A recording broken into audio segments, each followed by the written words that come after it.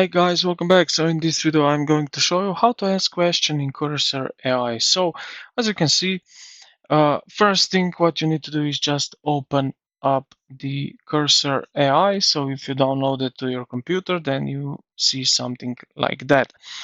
Now you will see directly here at the top left corner, new agent. So this is basically new chat where you can start asking or building something with help of an AI.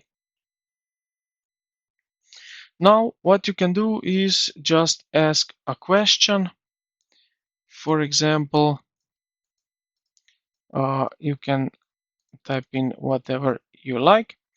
Then also if you see here this plus button, you can click on it and you can add some files, folders, code base, docs, web. So yeah, you can do a bunch of things. Then here you can select the agent, but in free version you just have Composer, but if you upgrade to Pro version you have more of them.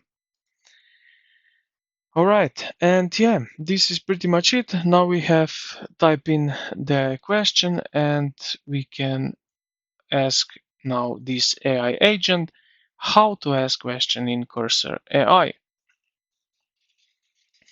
We will need to wait a few moments and this agent will start thinking and generating an answer to our question.